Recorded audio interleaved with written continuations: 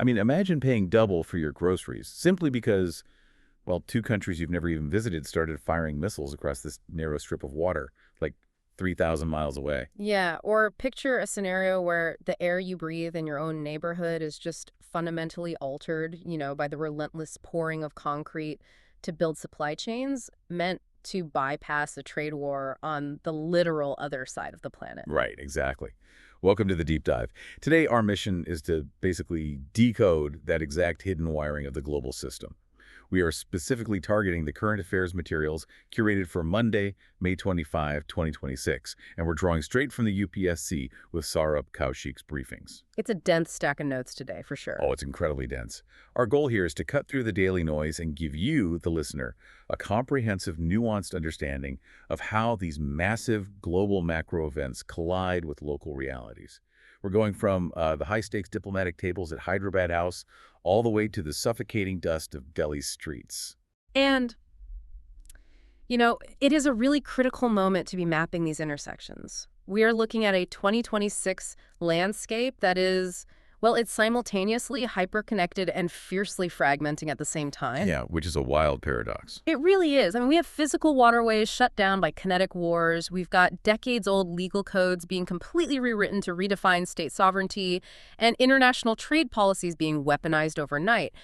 The real value of examining these current affairs chronologically, as laid out in our sources, is that you stop seeing isolated headlines. You start seeing the dominoes. Exactly. You begin to understand the mechanics of causality. You see how a decision made in Washington or Beijing creates this immediate, tangible shockwave in New Delhi or Quetta or Ladakh. And that causality is exactly what we're going to trace.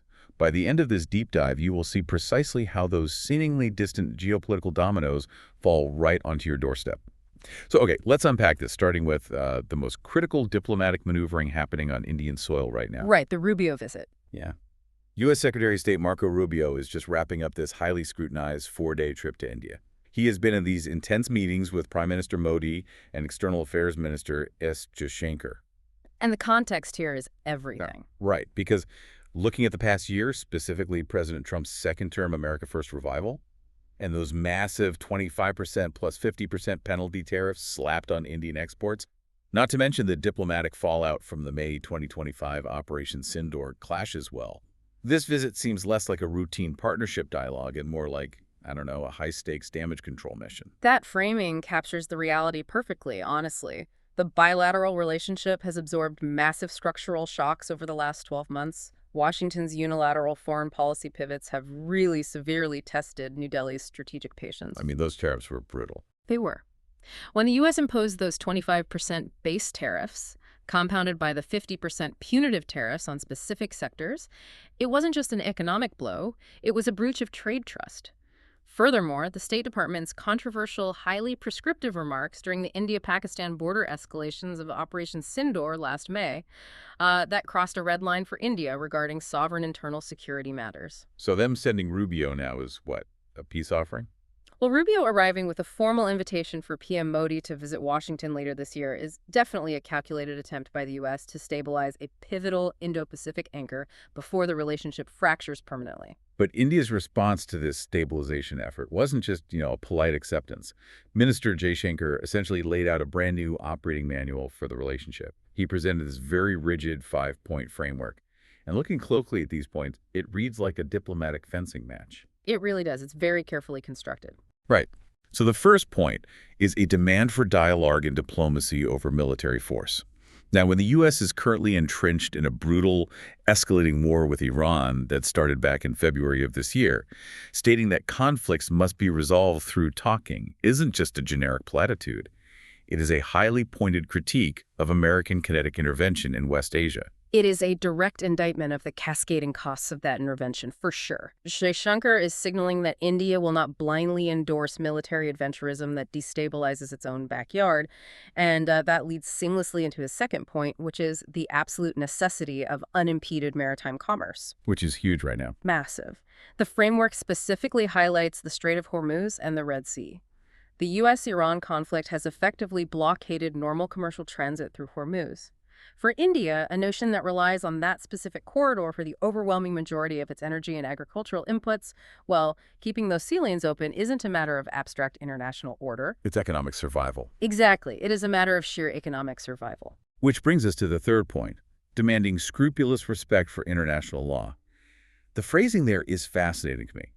It's universal enough that Washington can agree to it on paper, but it effectively puts a leash on unilateral actions, whether it's U.S. sanctions or, frankly, Chinese maneuvers in the South China Sea. It's very deliberate language. Yeah, but the fourth point is the one that really signals a shift in India's posture, opposing the weaponization of markets.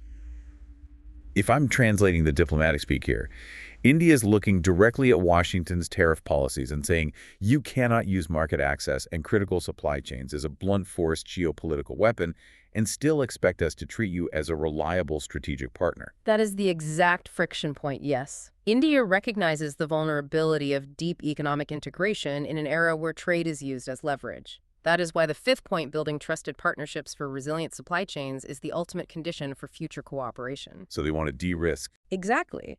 India is actively attempting to de-risk its economy. It wants to build industrial ecosystems with partners who will not arbitrarily choke off semiconductor or critical mineral exports the absolute moment a diplomatic disagreement arises.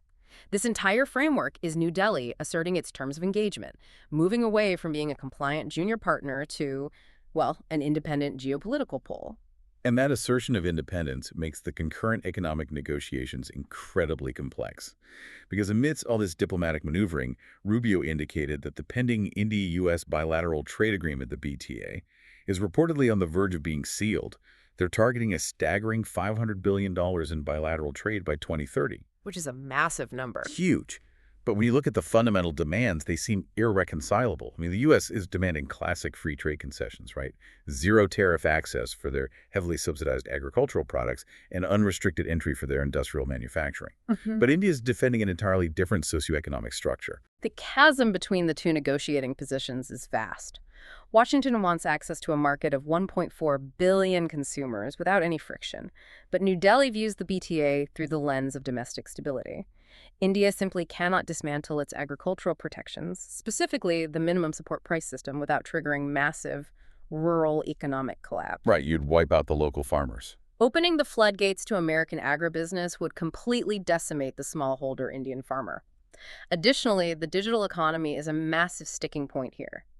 India is enforcing strict data localization laws, insisting that the digital footprints and financial data of Indian citizens must reside on servers within India's sovereign borders. And the U.S. tech giants hate that. Oh, they view it as an unacceptable barrier to digital free trade, and Washington backs them up. Add in India's persistent demands for expanded H-1B professional visas and unrestricted access to the U.S. defense technology supply chain, and, well, you have a negotiation fraught with structural contradictions.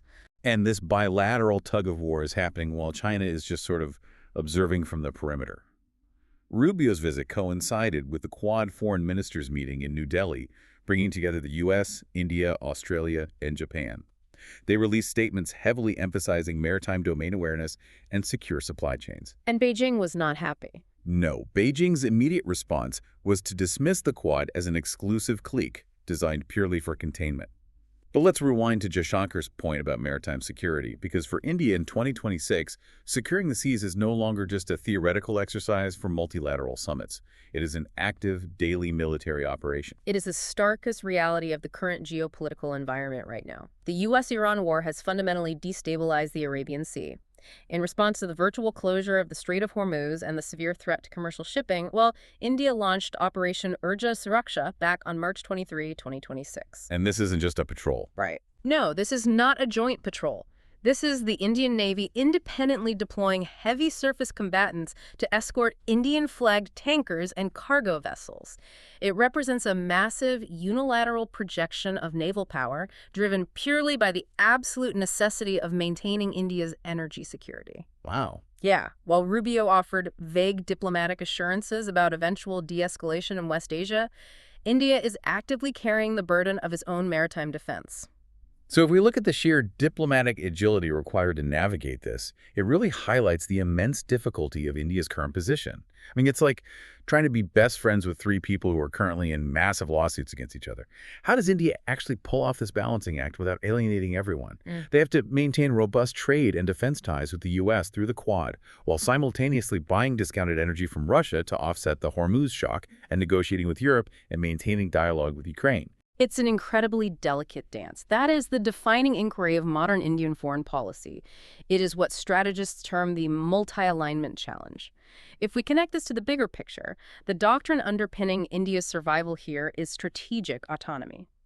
New Delhi fundamentally rejects the Cold War-era binary of entering formal binding military alliances. So no NATO-style commitments. Exactly. Instead, it employs a highly transactional, issue-based calculus. India will conduct complex interoperability naval exercises with the U.S. Pacific Fleet on a Tuesday, and on Wednesday, finalize a massive crude oil procurement contract with Moscow settled in local currencies. That requires nerves of steel. It requires an extraordinary tolerance for geopolitical ambiguity. The goal is not to appease all sides, but to aggressively maximize India's sovereign national interest in every individual interaction, basically refusing to be drawn into the gravitational pull of any single superpower's agenda. But the reality of projecting that kind of strategic autonomy on the global stage is that your foundation must be rock solid. You cannot dictate terms in Washington or Moscow if your immediate neighborhood is fracturing. And that brings us to the volatile internal security dynamics plaguing South Asia right now. On May 24th, precisely as these high-level talks were unfolding in New Delhi, a catastrophic internal security failure occurred just across the border in Balochistan. The timing of that is just a grim reminder of the region's fragility. In Quetta, the provincial capital of Pakistan's Balochistan province, a massive suicide car bombing targeted the shuttle train. The human toll is honestly devastating. Yeah, it's horrific. The train was heavily populated with Pakistani army personnel and their families traveling for the Eid holidays. The explosion derailed multiple passenger coaches and triggered secondary fires. Current reports confirm at least 24 fatalities, including a significant number of non-combatants, women and children, with over 50 to 70 individuals sustaining severe injuries. It's just a total tragedy. It is. The emergency response infrastructure in Quetta has been completely overwhelmed, prompting Prime Minister Shahbaz Sharif to issue a statement of strong condemnation regarding the intelligence failure. And the organization claiming responsibility for this massacre is the Balochistan Liberation Army, the BLA. Now, we encounter that name frequently in regional security briefings, but to understand the geopolitical shockwaves of this attack, we really have to look past the surface-level definition of militant group. Who exactly comprises the BLA, and what is the foundational architecture of their insurgency? Right, so the BLA operates as a highly organized, ethno-nationalist separatist militia. They are formally designated as a foreign terrorist organization by the U.S. State Department, and they maintain a significant operational base across the porous border in Afghanistan. So they aren't just looking for better representation. No, their ideological foundation is absolute secession.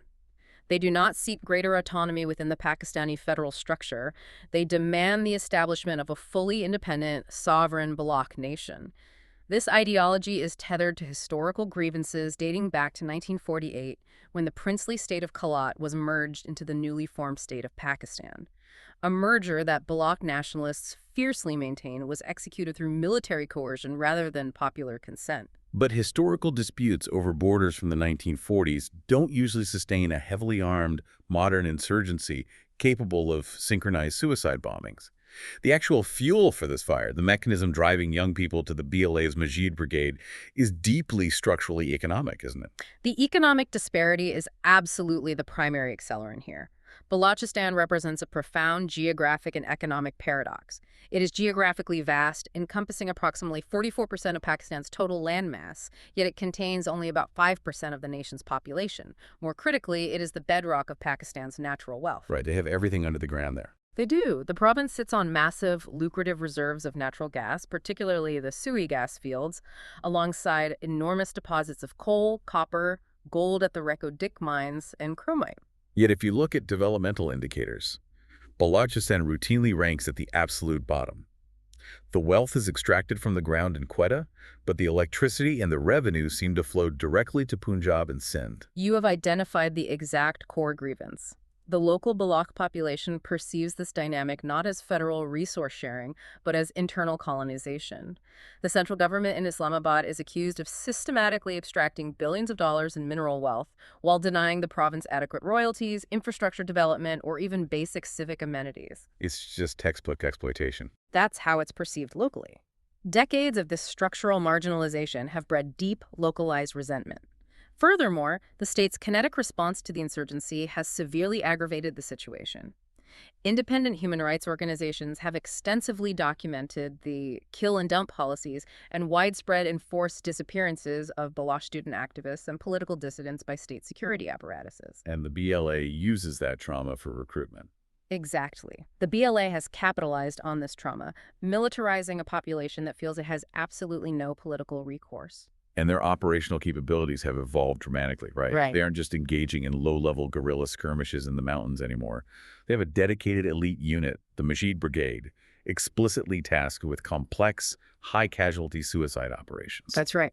We saw them deploy the first female suicide bomber in the conflict's history a few years ago.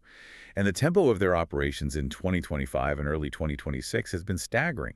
We saw the hijacking of the Jafar Express train last March, which ended in a massive firefight, resulting in the deaths of 33 attackers and 21 civilian hostages. A completely brazen attack. Yeah, followed by highly coordinated, synchronized assaults across 30 different administrative locations in a single day last April. But what elevates the BLA from a domestic Pakistani nightmare to a major variable in global geopolitics is their specific target matrix. They aren't just attacking the Pakistani military, they're systematically hunting Chinese nationals and infrastructure. And that strategic targeting is what makes this conflict so globally consequential. The BLA has declared open war on the $62 billion China-Pakistan Economic Corridor, or CPEC. Because they see China as part of the problem. Exactly, but to understand why, you have to look at Beijing's broader strategic imperatives first. China faces the Malacca dilemma, the vulnerability of its maritime energy supply chains passing through the narrow Strait of Malacca, which could easily be blockaded by rival navies. CPEC is designed to bypass that entirely. So it's an overland shortcut. Yes. The crown jewel of CPEC is the deep-sea port of Gwadar, located right on the Balochistan coast. Gwadar provides China with direct overland access to the Arabian Sea and the Middle East, fundamentally altering the logistics of its energy imports and export markets. So we have a situation where a massive global superpower, China, is pouring billions into infrastructure. But local insurgent groups view it not as development, but as just another form of colonization. Because if Chinese state-owned enterprises are building the port, securing the highways, and extracting the copper, the BLA perceives China as the new imperial patron, enabling Islamabad's exploitation. How does this Pakistan-China BLA triangle resolve itself? It is incredibly volatile. By attacking Chinese engineers, technical staff, and the physical infrastructure of CPEC, the BLA is applying asymmetric leverage to the most critical artery of the Pakistan-China relationship. They are communicating to Beijing that their investments are built on contested ground. Which has to infuriate Beijing. It creates immense diplomatic friction. Beijing demands absolute security for its citizens and capital, applying immense pressure on Islamabad. The Pakistani military is subsequently forced to divert massive resources to secure the CPEC routes, draining their capacity elsewhere. The BLA understands that if they can make the security costs of CPEC prohibitively high for China, they strike a crippling blow to the Pakistani state's economic survival. And looking at the regional chessboard, it is impossible to analyze the Balochistan insurgency without addressing the geopolitical elephant in the room, India's strategic calculus. Islamabad perpetually alleges that India's external intelligence agency, RAW, provides financial and logistical backing to the BLA to deliberately sabotage CPEC. Those accusations are a constant feature of Pakistan's diplomatic rhetoric, yes. Now, officially, the Ministry of External Affairs in New Delhi categorically denies any material involvement or state sponsorship of the Baloch insurgency. India's formal position is strict adherence to non-interference in internal affairs. But there has been a shift in tone. A very calculated evolution in India's public diplomatic posture, yes. The watershed moment was Prime Minister Modi's 2016 Independence Day address, where he explicitly and publicly highlighted the human rights atrocities occurring in Balochistan. That rhetorical shift from historical silence to vocal internationalization of the Baloch issue signaled a brand new willingness to apply diplomatic pressure. Right. And if I'm looking at the broader strategic map from New Delhi's perspective, even without direct material support, an entrenched, highly disruptive insurgency in Balochistan aligns with certain Indian security objectives, particularly concerning CPEC. I mean, India fundamentally opposes CPEC on legal and sovereign grounds because the corridor physically transits through Pakistan-occupied Kashmir. You are outlining the exact strategic reality. A heavily contested, unstable Balochistan severely degrades the viability of CPEC, a project that India views as a major strategic encirclement threat by the China-Pakistan axis. Right. Furthermore, a Pakistani military apparatus bogged down in a multi-front counterinsurgency in its largest province has far less bandwidth and fewer resources to direct toward the line of control or cross-border operations against India. So while New Delhi maintains deniability regarding direct support for the BLA, the geopolitical byproduct of the insurgency, a distracted Pakistan, and a stalled Chinese strategic corridor undeniably serves India's broader security imperatives in the region. It is a brutal calculus of statecraft, honestly. And state responses to internal security threats and insurgencies are rarely subtle. While Pakistan relies heavily on kinetic military force in its border regions, a democratic state like India often utilizes its powerful legal tools to handle threats to sovereignty domestically, which requires us to transition from the battlefields of Balochistan to the courtrooms of New Delhi to examine a profound legal earthquake happening right now regarding the definition of loyalty to the state. We really need to dissect the Supreme Court's latest ruling on Section 124A of the Indian Penal Code, the law of sedition, and the introduction of its successor, Section 152 of the BNS. This is an exceptionally pivotal moment in Indian constitutional law. On May 21, 2026, a division bench of the Supreme Court comprising Chief Justice Surya Kant and Justices Jamaya Bakshi and Vipul M. Pancholi issued a critical judicial clarification regarding the operational status of Section 124A. Okay, lay out the context for us. Well, to comprehend the magnitude of this, we must recall the historic May 2022 order in the case of S.G. Vombadkar versus Union of India. In that ruling, the Supreme Court took the unprecedented step of placing the entire sedition law in abeyance. They effectively froze it. The directive mandated that no state government could register fresh FIRs under 124A, all ongoing investigations were halted, and importantly, all pending trials were suspended. And that 2022 freeze was hailed as a monumental victory for civil liberties, right?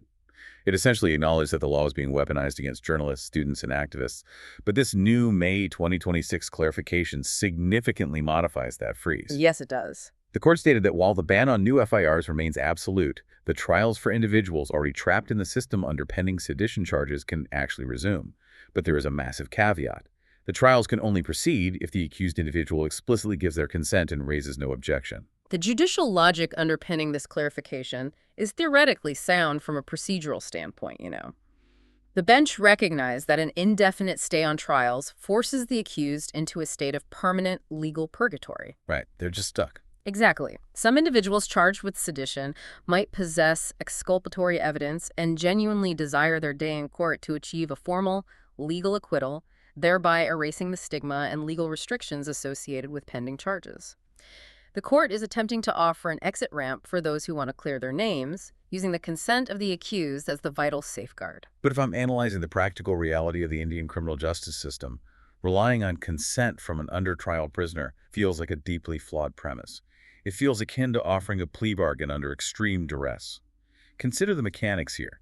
Sedition carries life imprisonment, and while there isn't a strict statutory bar on bail under 124A, securing it is notoriously difficult. But more insidiously, state agencies rarely deploy 124A in isolation. They almost invariably club the sedition charge with provisions from the Unlawful Activities Prevention Act, the UAPA. You have pinpointed the exact structural flaw that legal critics are highlighting right now. The clubbing of charges is the critical mechanism of state control here. Under Section 43D5 of the UAPA, the standard for bail is incredibly stringent. The court must deny bail if there are reasonable grounds to believe the accusations are prima facie true. So you're just guilty until proven innocent, basically, when it comes to bail. It makes pretrial incarceration the default rule, not the exception. Consequently, you have individuals who have been languishing in overcrowded maximum security cells for 3, 4, or 5 years as undertrials.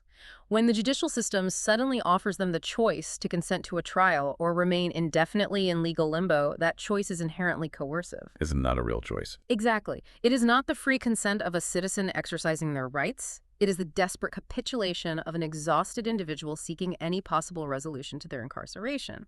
Right. Critics are arguing that by focusing on this procedural mechanism of consent, the Supreme Court is continually sidestepping the massive, glaring constitutional question at the center of all this. Does a law criminalizing disaffection toward the government have any valid existence in a 21st century constitutional democracy? That core question regarding the fundamental validity of Section 124A was referred to a larger constitutional bench back in September 2023. Yet here we are in mid-2026, and the definitive adjudication remains pending. We are operating in a prolonged legal vacuum. And the weight of that vacuum is amplified by the sheer historical baggage of the statute. Section 124A was not an original component of the Indian Penal Code drafted by Macaulay in 1860. It was specifically grafted onto the IPC in 1870 by the British colonial administration in response to the Wahhabi movement. It was a tool of suppression. Its explicit, undisguised purpose was the absolute suppression of indigenous political dissent and the rising tide of the Indian independence movement. It was the primary legal weapon utilized to incarcerate the intellectual titans of the freedom struggle. Bal Gangadhar Tilak endured 2 brutal trials under the section in 1897 and 1908. And most famously, Mahatma Gandhi was prosecuted under 124A in 1922. His defense statement during that trial remains one of the most powerful indictments of the law. He stood before the British judge and unapologetically called Section 124A the prince among the political sections of the IPC designed to suppress the liberty of the citizen. He argued that affection cannot be manufactured or regulated by law. Yet post-1947, the independent Indian Republic retained this colonial instrument of suppression. The retention was highly contested, though. The Constituent Assembly debated it fiercely, deliberately excluding the word sedition from the Constitution itself. Yet the statutory provision remained in the IPC. The definitive legal battle occurred in 1962 with the landmark Kedar Nath Singh judgment. What did that establish? In that case, the Supreme Court upheld the constitutional validity of Section 124A, but attempted to impose strict judicial guardrails. The court ruled that mere strong criticism of the government, no matter how vitriolic, does not constitute sedition. The legal threshold for sedition was defined strictly as speech or actions that directly incite imminent violence or create a severe disruption of public order. But looking at the empirical data from the last decade, those 1962 guardrails completely collapsed at the police station level. Between 2010 and 2022, thousands of FIRs for sedition were registered across the country. They were filed against journalists, questioning state policy, university students organizing protests, climate activists circulating toolkits, and even farmers demanding agricultural reforms. And look at the conviction rates. Right, the conviction rate for these cases consistently hovered below 5%. The math tells a very clear story here. The state knew these cases wouldn't survive judicial scrutiny. The FIR itself, the denial of bail, the confiscation of passports, the process itself was the designed punishment. It was a tool in intimidation, not prosecution. That glaring statistical reality of misuse is what finally compelled the Supreme Court's 2022 intervention. The arbitrary application of a 124A created a chilling effect that severely degraded Article 19(1), the fundamental right to freedom of speech and expression. In the context of global democratic norms, India's retention of the law became an anomaly. Even the United Kingdom, the very architects of the statute, formally repealed their domestic sedition laws in 2009, acknowledging them as obsolete relics incompatible with free speech. Which brings us to the most complex layer of this current legal landscape. The Indian Penal Code is now a historical document. As of July 2024, India's criminal justice system transitioned to the Bharatiya Nyaya Sanhita, the BNS. The government heavily publicized the fact that the BNS completely eliminated the word sedition. However, they introduced Section 152 of the BNS. This new section criminalizes acts, including electronic communication or financial means, that endanger the sovereignty, unity, and integrity of India by exciting secession, armed rebellion, or engaging in subversive activities. The linguistic transition here requires intense scrutiny. Legal scholars and civil rights advocates argue that the government has essentially executed a semantic sleight of hand. What's fascinating here is that while the archaic phrasing of exciting disaffection found in 124A has been removed, the operative language of Section 152 BNS is arguably far more expansive. Because of terms like subversive activities. Yes, The inclusion of the undefined term subversive activities creates a massive interpretive latitude for law enforcement. A critical analysis suggests that Section 152 is not merely the functional successor to 124A, its modernized, broadened terminology could potentially make it a more draconian instrument of state power, operating devoid of the historical judicial precedents that previously restrained the sedition law. It sounds a bit like returning a defective product to the store and they just put it in a shiny new box and hand it back to you. If Section 152 is substantively identical to 124A, hasn't the core issue of potential misuse survived the legal transition? The core vulnerability hasn't been addressed, it has just been rebranded. That is exactly the pivotal legal battle currently unfolding. In February 2026, the Supreme Court made an initial observation that Parliament possesses the absolute legislative competence to introduce new offenses addressing state security in entirely new legislation like the BNS. However, formal constitutional challenges explicitly targeting the validity of Section 152 BNS have already been filed and are pending adjudication. So the debate goes on. Exactly. The great multi-generational debate over the limits of state power and free speech in India hasn't been resolved. The battlefield has merely shifted from the colonial-era IPC to the newly minted BNS. Wow. And this tension between central authority and local economy isn't just fought in courtrooms over speech, it is fought geographically over governance structures in border regions. And right now, the most intense manifestation of this friction is occurring at an altitude of 11,000 feet.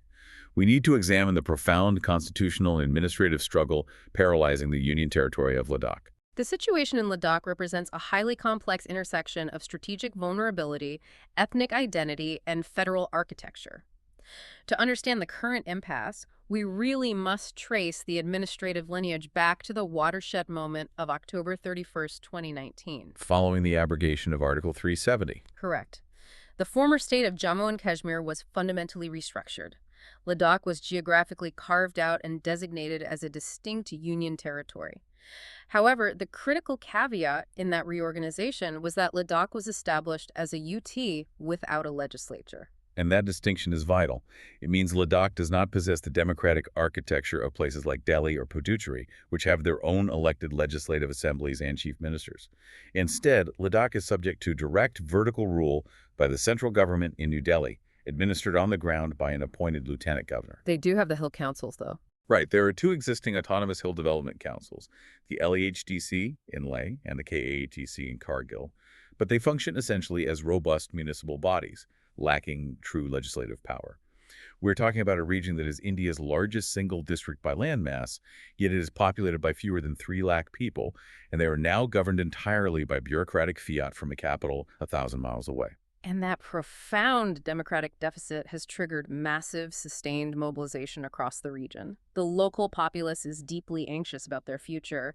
In a rare display of unity, the prominent political leadership, civil society organizations, and religious bodies from both the Buddhist-majority Leh district and the Shia Muslim-majority Kargil district have coalesced. What exactly are they demanding? The Leh Apex Body and the Kargil Democratic Alliance have jointly articulated a rigid set of 4 core demands. First, they demand the restoration of full statehood for Ladakh. Second, they demand inclusion under the 6th schedule of the Indian Constitution. Third, they require stringent employment reservations, ensuring local public service jobs aren't dominated by outsiders unencumbered by domicile restrictions. And fourth, they seek enhanced parliamentary representation, specifically an additional seat in the Lok Sabha and representation in the Rajya Sabha. The central government is clearly feeling the pressure of this unified agitation, and they have attempted to negotiate a compromise, right? The Ministry of Home Affairs has proposed what they are terming a unique governance model. They are essentially offering to significantly expand the financial and administrative powers of the 2 existing Hill councils. They've floated the idea of creating a joint advisory mechanism, bridging Leh and Kargil, and potentially establishing some form of a representative body. But the center has drawn a hard red line. They are absolutely refusing to grant full statehood or full legislative powers. The center's proposal is, well, it's an attempt at administrative appeasement without conceding constitutional authority. But the local leadership has categorically rejected this unique model. As the May 25 updates confirm, the Leh Apex Body and the Kargil Democratic Alliance remain steadfast in their original demands. The absolute deal-breaker in these negotiations is the issue of the 6th schedule. Why is that so important to them? For the tribal communities of Ladakh, Expanded council powers under a unique model are just insufficient. They demand the ironclad constitutional armor that only the Sixth Schedule provides. Let's do a deep dive into that specific constitutional mechanism because it's the anchor of the entire movement. Well, What exactly does the Sixth Schedule do, and why is an administrative promise from the Home Ministry viewed as an inadequate substitute? the Sixth Schedule, operating under Articles 244 and 275 of 1 of the Constitution, is a highly specialized framework designed explicitly to protect the autonomy of tribal populations. It currently applies only to specific tribal areas in the northeastern states of Assam, Meghalaya, Tripura, and Mizoram. The schedule mandates the creation of autonomous district councils. Are these like the Hill Councils in Ladakh? No, crucially, these are not mere advisory boards or glorified municipal corporations. The Constitution vests these district councils with significant independent legislative, judicial, and executive authority over critical local subjects. So they can actually draft and pass laws regarding their own territory. Yes. They hold constitutional authority to legislate on matters of land ownership and alienation, the management of forests and water resources, the regulation of vital social customs like marriage and inheritance, and importantly, the regulation of commerce, including the ability to issue trading licenses and control money lending by non-tribals. Okay, I see why they want it so badly. Absolutely. For the people of Ladakh, over 90% of whom belong to recognized tribal communities, inclusion in the Sixth Schedule is perceived as the only mechanism capable of legally preventing an influx of outside commercial interests, mining corporations, and demographic shifts that could irreparably damage their fragile, high-altitude ecosystem and unique cultural heritage. A temporary unique model, granted by executive order, can be revoked by executive order. The Sixth Schedule is embedded in the Constitution. But if we examine the central government's obstinance, it isn't merely bureaucratic inertia. New Delhi is looking at the topographic map of Ladakh, and the overriding metric isn't local democracy, it is high-stakes national security. The strategic imperatives dictating New Delhi's stance are formidable. Ladakh is arguably the most volatile geopolitical flashpoint in the subcontinent. It shares a highly contested 1,597-kilometer line of actual control with an increasingly aggressive China, alongside a heavily militarized border with Pakistan encompassing the Siachen Glacier. Right, the 2020 clashes are still fresh. The institutional memory of the state is completely dominated by the events of 2020, the massive mobilization by the PLA, and the lethal clashes in the Galwan Valley. Even today, in 2026, complete military disengagement has not been achieved at critical friction points like the Depsang Plains. The region is a massive, active military theater. So the argument emanating from the security establishment is that maintaining the territorial integrity of Ladakh requires an unencumbered chain of command. If you have to rush the construction of the Zojila Tunnel to ensure year-round troop movement, or if you need to instantly acquire land for forward staging areas, the center cannot afford the luxury of debating land acquisition bills in a local state assembly. They view direct autocratic control via a lieutenant governor as a military necessity. That is the precise rationale, yes. The defense establishment argues that interposing a complex federal architecture, a local state assembly, a council of ministers, and the inevitable political friction into such a sensitive, sparsely populated border region severely degrades the state's ability to respond to immediate external threats. They view the centralization of power as essential for national survival in a highly volatile theater. Here's where it gets really interesting. Is the center essentially arguing that strategic security and robust local democracy are fundamentally at odds on our borders? That is a heavy, almost tragic precedent to establish. It demands that the citizen in Leh or Kargil, who feel structurally disenfranchised and terrified of losing their ancestral land rights to outside conglomerates, simply accept their disenfranchisement as the unavoidable cost of the nation's broader strategic defense. It is a profound geographic vulnerability where the state prioritizes the security of the border over the democratic rights of the people living on it. It is the ultimate collision between the rigid imperatives of the national security state and the fundamental democratic aspirations of the local populace.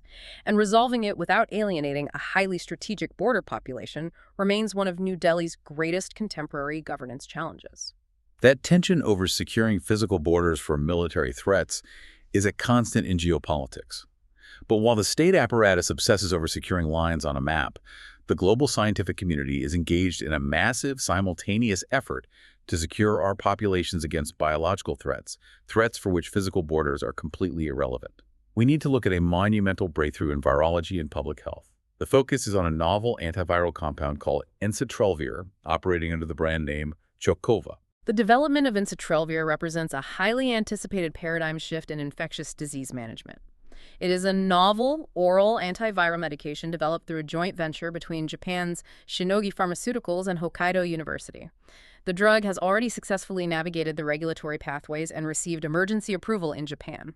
And now the U.S. is looking at it. Yes, currently the global medical community is intensely focused on its review status with the United States Food and Drug Administration. The FDA has assigned a target action date, the PDUFA date, for June 16, 2026. Now, a skeptical listener might ask why an FDA review of another COVID drug in 2026 is considered a major public health milestone. We already have a robust arsenal of vaccines, and we have existing antiviral treatments.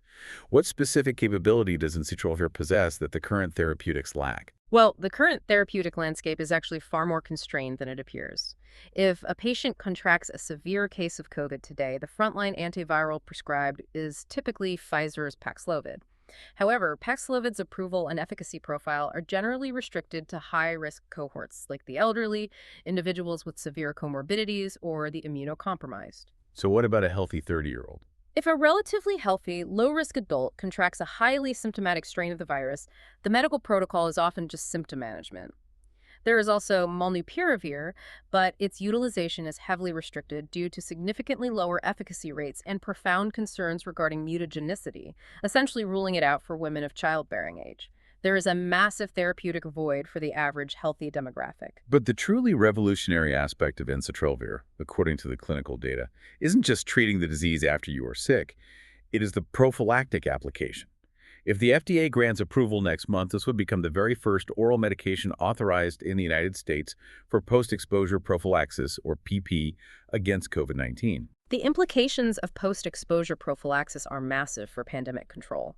In practical terms, it means that if an individual in your immediate household or workplace tests positive for COVID and you have sustained a high-risk exposure, you can proactively begin a regimen of ensitrelvir pills before the virus replicates enough to cause symptoms or make you infectious. Wow, that's huge. The empirical data supporting this is robust. The Phase 3 Scorpio-PEP clinical trials demonstrated that administering ensitrelvir to exposed individuals resulted in a staggering 67% reduction in the risk of developing symptomatic COVID compared to the placebo control group. Wait, really? A 67% reduction in transmission chains is a global game changer. But the mechanism of action is what truly fascinates me. We've spent the last 6 years chasing the spike protein of the SARS-CoV-2 virus with our vaccines.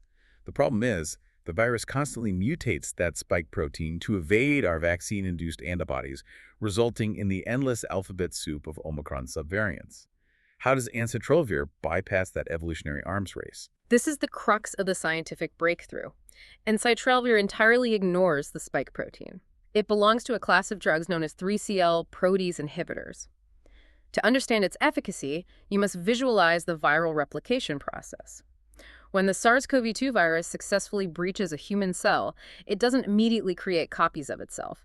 Instead, it hijacks the cell's ribosomes to produce a massive, single, continuous string of polyproteins. Okay, a polyprotein string. Right. And this long string is functionally useless. In order for the virus to assemble new infectious viral particles, that long polyprotein string must be meticulously chopped into very specific functional pieces. And the mechanism that does the chopping is the 3CL protease enzyme, right? It acts like a highly specialized pair of biochemical scissors. Precisely. The 3CL protease is the indispensable engine of viral replication. Ensitrelvir works by binding directly to that enzyme and chemically jamming it. It neutralizes the scissors.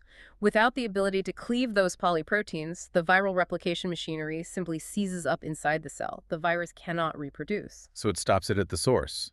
But the most critical aspect of this mechanism is evolutionary stability. The physical structure of the 3CL protease is highly conserved. Unlike the external spike protein, which can mutate wildly to evade antibodies while still functioning, any significant mutation to the 3CL protease usually renders the enzyme non-functional, basically killing the virus. Therefore, ensitrelvir retains near-total efficacy regardless of how many times the virus changes its external spike protein disguise. So instead of constantly trying to change the locks on our doors every time the virus changes its keys like we do with vaccines, this drug just sneaks in and unplugs the machinery the virus uses to replicate, regardless of what disguise it's wearing today.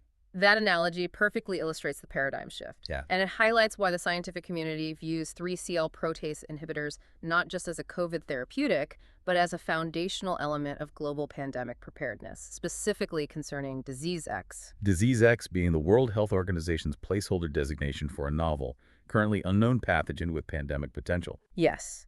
If you examine the viral family tree, the broader family of coronaviruses, including the original SARS-CoV-1 outbreak in 2003, the MERS outbreaks, and the current SARS-CoV-2, they all utilize this exact same 3CL protease mechanism for replication. The virological consensus is that if a novel, highly lethal coronavirus, a theoretical SARS-CoV-3, were to cross over from an animal reservoir tomorrow, it would almost certainly rely on that same enzyme. So we'd already have a weapon against it. Exactly. A massive global stockpile of broad-spectrum 3CL protease inhibitors like ensutrelvir could provide immediate, off-the-shelf therapeutic cover for the global population. It could suppress the initial transmission waves and mitigate severe disease during the crucial 6 to 18 months required to sequence, develop, and distribute a novel specific vaccine. Scientists are simultaneously advancing similar broad-spectrum antiviral research, such as the compound MDL-001, which targets a different highly conserved viral engine, the RDRP polymerase, showing immense prophylactic promise against horrific pathogens like the Ebola and Nipah viruses. And within this global pharmaceutical architecture, India's role is absolutely central. As the recognized pharmacy of the world, India is the primary engine of generic drug manufacturing.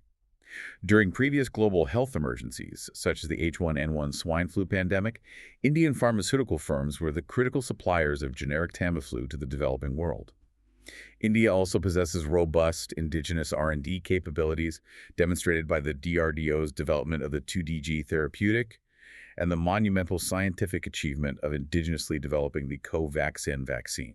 India's capacity is unmatched in that regard. If the FDA approves ensutrelvir, making it the gold standard for global pandemic prophylaxis, the immediate next step will involve complex international negotiations regarding patent waivers or voluntary licensing agreements. The goal will be to enable Indian pharmaceutical giants to manufacture massive volumes of generic ensutrelvir, ensuring that the global south is not priced out of the next pandemic defense shield. The intersection of cutting-edge virology and Indian generic manufacturing capacity is the linchpin of global health equity, truly. It is a remarkable testament to human ingenuity, building molecular defenses to prevent microscopic pathogens from crossing cellular borders. But while scientists focus on halting biological transit, global economists and state policymakers are engaged in a relentless effort to eliminate the borders restricting physical goods and capital. And the most aggressive, large-scale manifestation of that effort is currently unfolding in the South China Sea. We need to analyze the strategic shockwaves generated by China's launch of the Hainan Free Trade Port. The operationalization of the Hainan Free Trade Port, or FTP, is arguably the most audacious structural reform to China's economic architecture since Deng Xiaoping opened the special economic zones in the 1980s. In December 2025, Beijing officially executed a master plan converting the entirety of Hainan province into a single, unified free trade jurisdiction. The physical scale of this project is what is so difficult to contextualize. When we think of a free trade zone, we usually picture a heavily fenced industrial park on the outskirts of a city, or a specific port terminal like the Shanghai FTZ. But Hainan is an island province encompassing 35,400 square kilometers, with a permanent population exceeding 10 million people. Wow. It is roughly the size of Taiwan or the European nation of Belgium. It's massive. Beijing has essentially taken a landmass the size of a sovereign nation and designated it as a distinct independent customs territory operating separately from the mainland Chinese economy.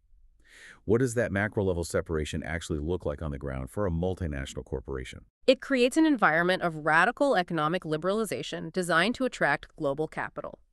The regulatory architecture of the Hainan FTP is built upon three foundational pillars.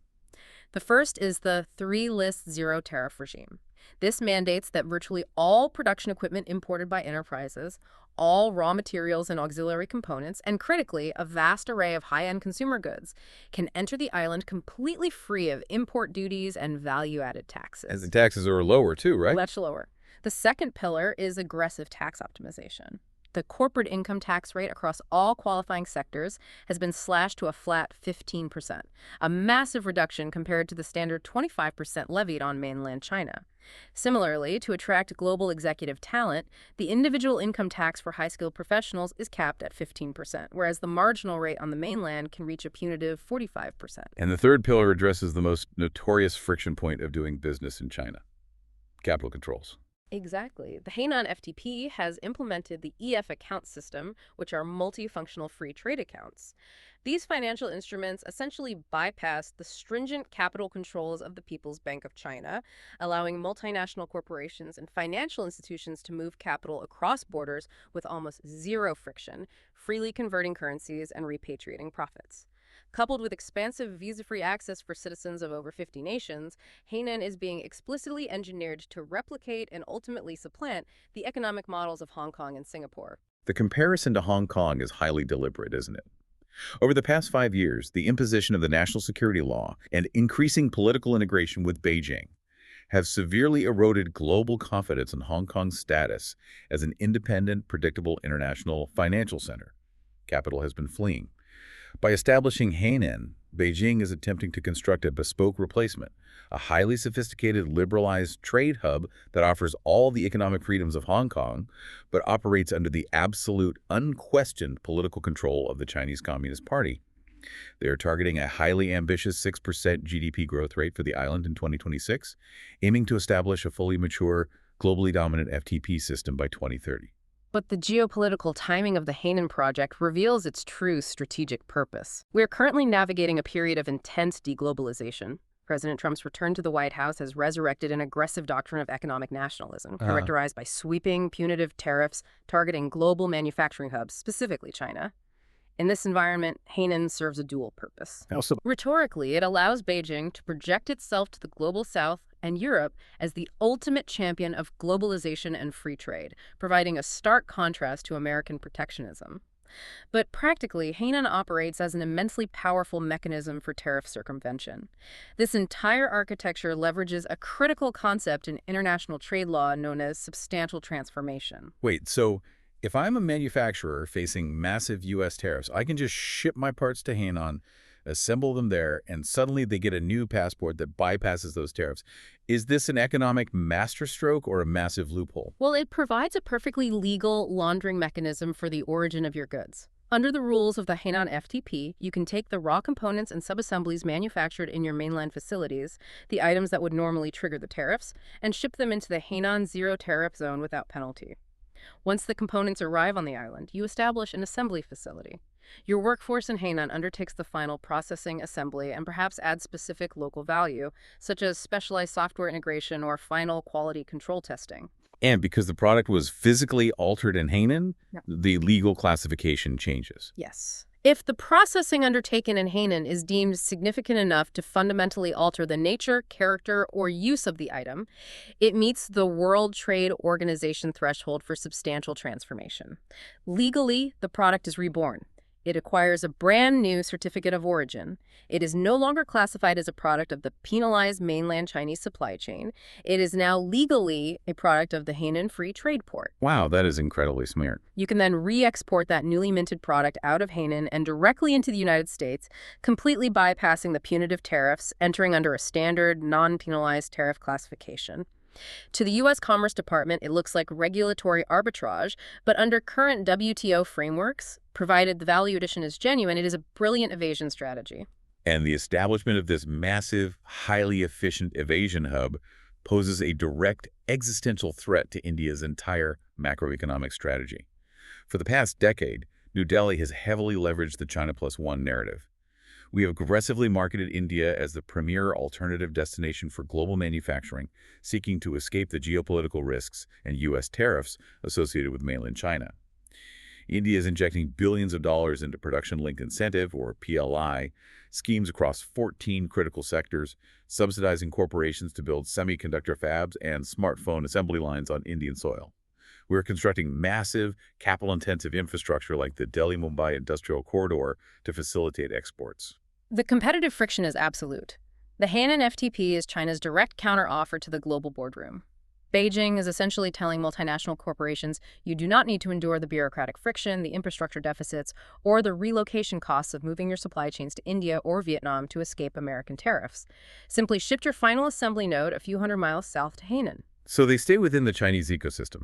Yes, you remain integrated within the hyper-efficient Chinese logistics network. You benefit from zero taxes, and you still bypass the U.S. trade barriers.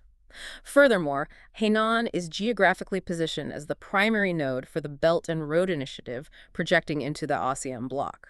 It directly undermines India's strategic Act East policy, aggressively competing for the capital and supply chain integration of Southeast Asia.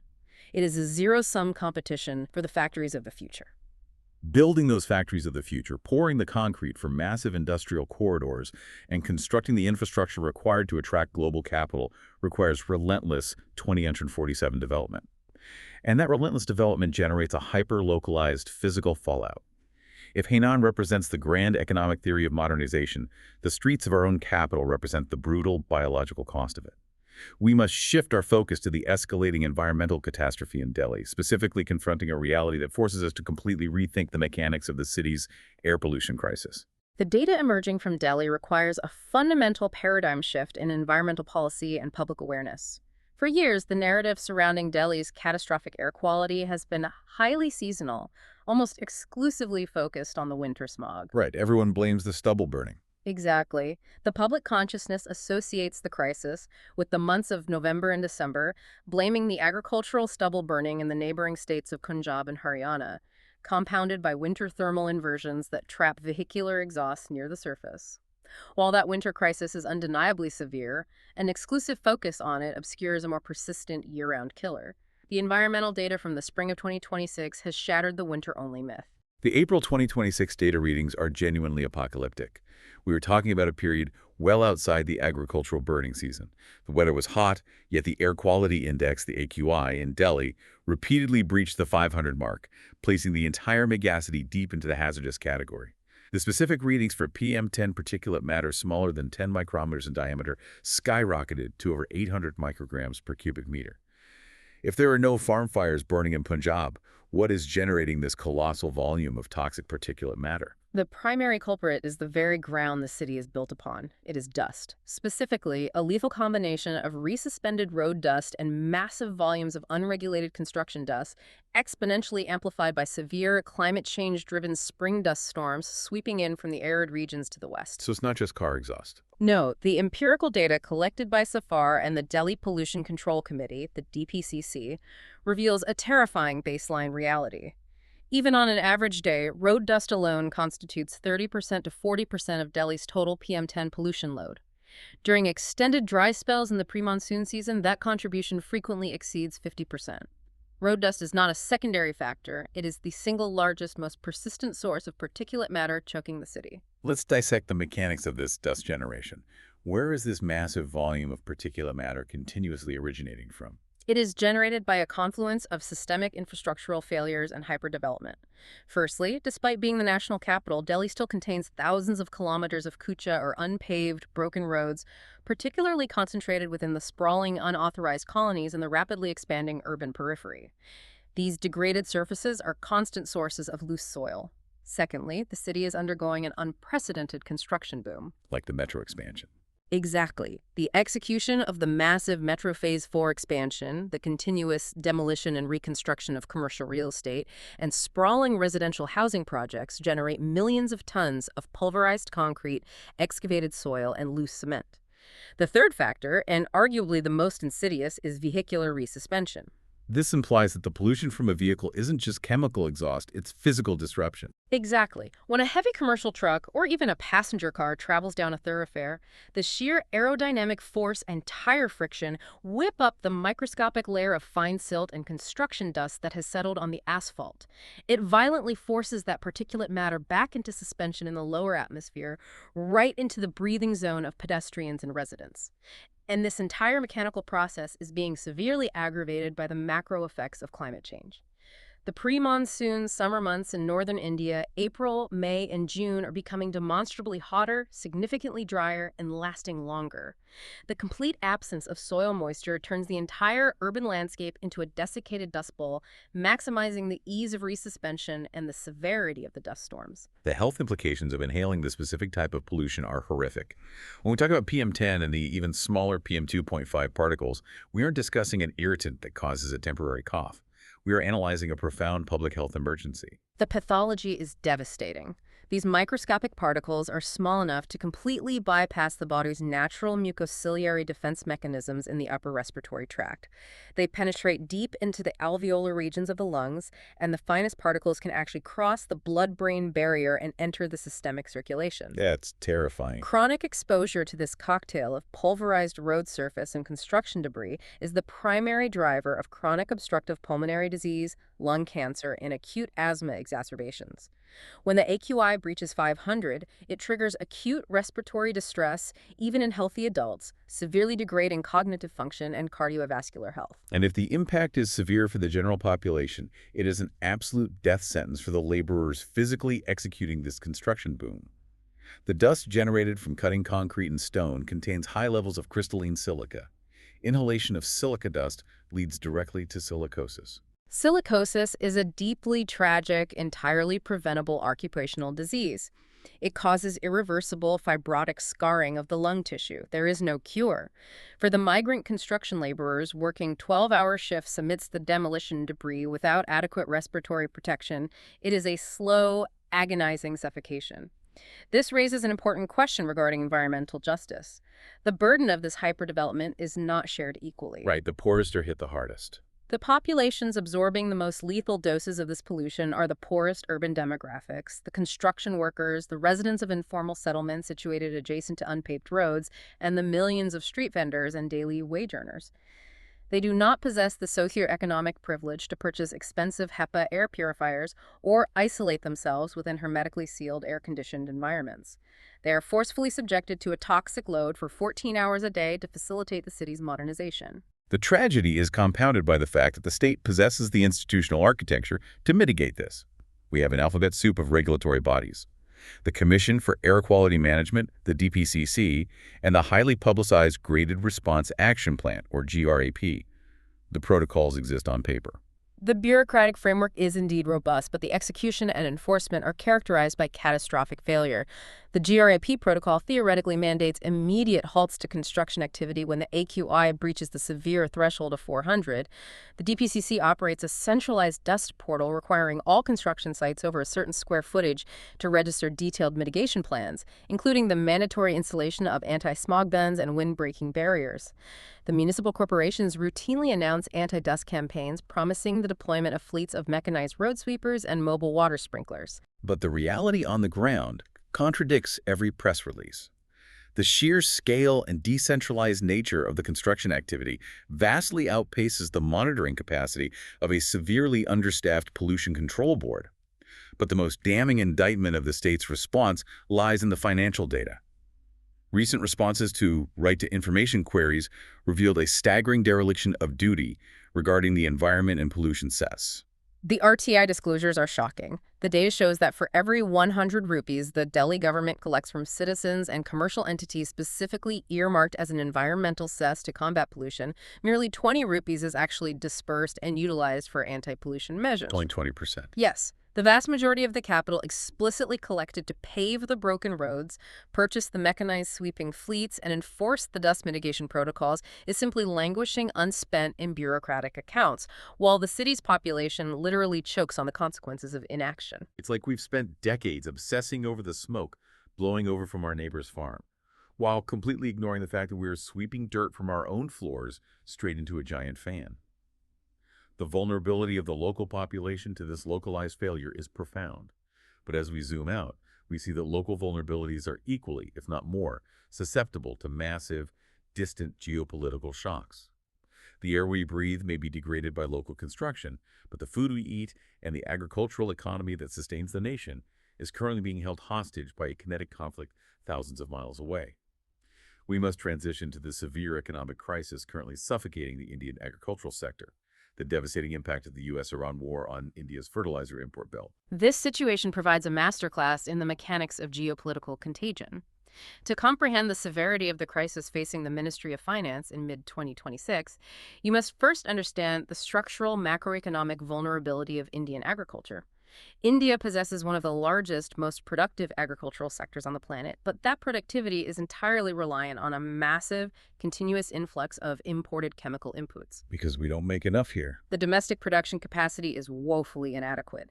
India imports virtually 100% of its required muriate of potash, or MOP. We are dependent on imports for approximately 35% to 40% of our crucial diammonium phosphate, or DAP, requirements. And even in the case of urea, the most widely utilized fertilizer, which we do manufacture domestically, the dependency remains. The massive domestic urea plants operated by IFFCO and NFL require uninterrupted supplies of liquefied natural gas, or LNG, as the primary industrial feedstock. And India imports roughly 50% of that required LNG. Now, if you overlay that massive import requirement onto a geopolitical map, a terrifying bottleneck emerges. A colossal volume of that LNG originating from Qatar and the UAE, alongside the DAP shipments from Saudi Arabia and regional potash exports, must transit through one singular, highly vulnerable maritime choke point, the Strait of Hormuz. Which brings us back to the strategic nightmare we identified in our initial analysis of the India-US talks. Since the outbreak of full-scale hostilities between the United States and Iran on February 28, 2026, the Strait of Hormuz has been effectively closed as standard commercial maritime traffic due to the unacceptable risk of kinetic strikes and naval blockades. The severing of that specific logistical artery generated an immediate catastrophic shock to global commodity markets. How bad was the price jump? The pricing data is brutal. Prior to the conflict escalation in early 2025, the global benchmark price for urea was stabilizing between $250 and $280 per metric ton. By March 2026, driven by panic buying and supply chain collapse, global urea prices surged by an astonishing 77%. The price of DAP increased by 30% to 35% simultaneously. Furthermore, the disruption to Gulf energy exports caused global LNG prices to skyrocket in tandem with crude oil, which breached the $115 per barrel mark, exponentially increasing the production cost of domestic Indian urea. The surge in the dollar-denominated price of the commodity is devastating enough. But India is currently suffering from a compounding macroeconomic crisis that fundamentally multiplies the pain of that commodity shock. We need to explain the mechanics of the rupee multiplier effect. This is the critical factor that transforms a global supply shock into a domestic fiscal crisis. In the international commodities market, all fertilizers and energy shipments are priced and settled in U.S. dollars. Concurrently, over the past year, the global economic instability and capital flight to safe haven assets have caused the Indian rupee to depreciate significantly against the dollar. If we look at the exchange rates, the rupee depreciated from approximately 84 to the dollar in early 2025 down to a low of 95 to 97 to the dollar by May 2026. Let's walk through the actual math of how that impacts the Indian exchequer. The math is compounding. Let's say the global price of a ton of urea jumps by 77% in absolute dollar terms, but simultaneously the Indian rupee has lost roughly 15% of its purchasing power against that dollar. When the Indian government or import agencies go to the international market to procure that identical ton of fertilizer, they must first purchase the more expensive dollars with a weakened currency and then pay the inflated commodity price. So they're getting hit twice. The compounded result of a 77% commodity price hike and a 15% currency depreciation means that India is functionally paying nearly double the price in pure rupee terms compared to the previous fiscal year. So what does this all mean? So the farmer in Punjab buying a bag of fertilizer is entirely shielded from the fact that its actual cost has doubled because of a war in the Middle East and currency traders in New York. How long can the government's wallet absorb that shock? It cannot be the farmer paying for it, right? The political economy of Indian agriculture makes it absolutely impossible to pass a 100% price hike on vital inputs directly to the rural voter base, particularly with critical state assembly elections perpetually on the horizon. A sudden doubling of farming costs would trigger immediate, massive agrarian unrest and collapse the rural economy. Therefore, the government acts as the shock absorber. The farm gate price, the heavily subsidized rate the farmer actually pays at the cooperative society, remains rigidly controlled and unchanged. The massive delta between the doubled international procurement cost and the subsidized retail price is entirely absorbed by the government of India, paid directly to the fertilizer companies as a subsidy. But the sovereign balance sheet has absolute limits. The annual fertilizer subsidy allocation was already a massive burden on the fiscal deficit, budgeted between 2.1 and 2.5 lakh crore rupees for the fiscal year. Because of the immediate Hormuz closure and the currency shock, the Finance Ministry projects that the subsidy bill will instantly overshoot its estimates by 40,000 to 60,000 crore rupees. And if this war drags on? If the conflict in West Asia becomes protracted, current macroeconomic projections suggest the total fertilizer subsidy bill for FY27 could balloon to an unsustainable 3.5 to 4.2 lakh crore rupees. This represents a catastrophic hemorrhage of state funds that should ideally be allocated to capital expenditure or infrastructure development. The government is deploying emergency mitigation strategies to prevent a complete collapse of the Kharif sowing season. They are executing a massive logistical pivot. Because the Hormuz route is blocked, Indian vessels are being forced to take the extraordinarily long and expensive detour around the Cape of Good Hope in Africa. New Delhi is aggressively front-loading import contracts from alternative non-Gulf sources, primarily securing massive shipments from the OCP group in Morocco, alongside emergency procurements from Russia and Jordan. The domestic fertilizer public sector undertakings have been ordered to maximize output regardless of the cost, which forces them to procure emergency LNG cargoes at exorbitant spot market prices, simply to prevent the urea plants from shutting down. They did manage to secure a precarious buffer stock just prior to the critical sowing window, but it required an astronomical fiscal sacrifice. This crisis has violently exposed the systemic fragility of India's agricultural model.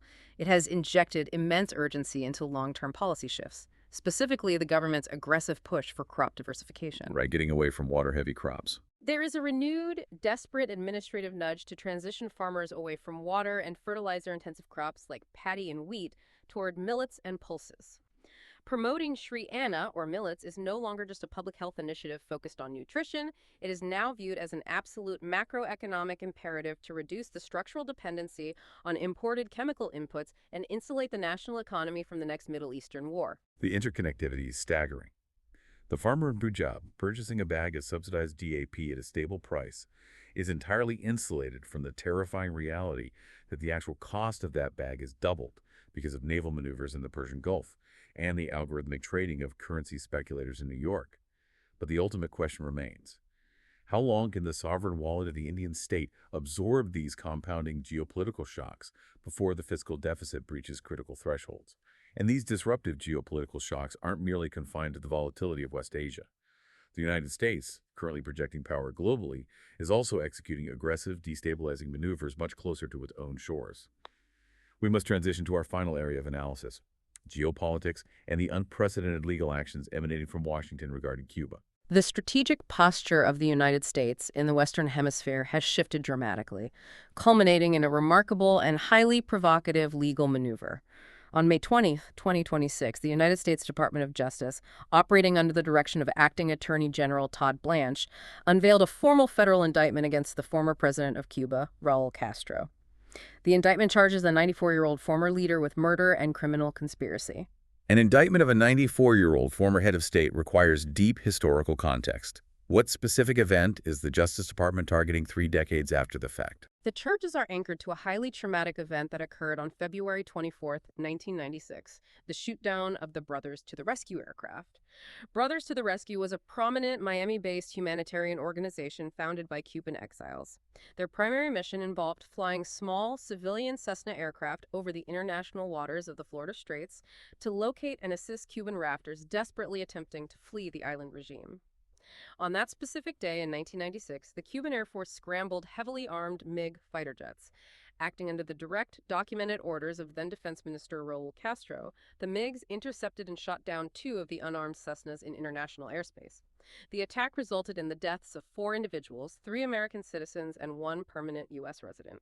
It was an undeniable tragedy that deeply scarred the Cuban exile community. But the timing and the utility of this indictment demand intense skepticism. The U.S. Justice Department is indicting a 94-year-old man who resides in Havana.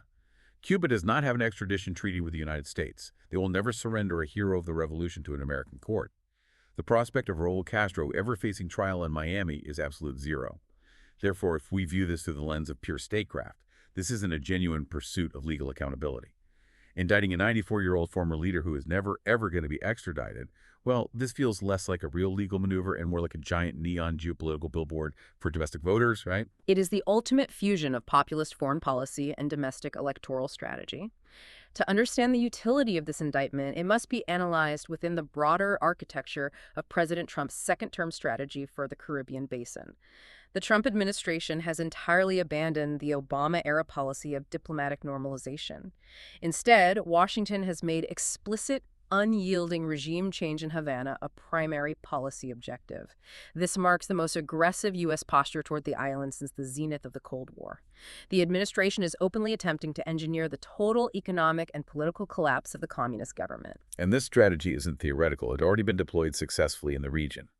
Earlier in 2026, the U.S. essentially orchestrated a regime change in Venezuela, utilizing crushing sanctions to remove Nicolas Maduro from power. Having secured a compliant government in Caracas, the geopolitical crosshairs have shifted to Havana. The application of maximum pressure on Cuba is comprehensive and brutal.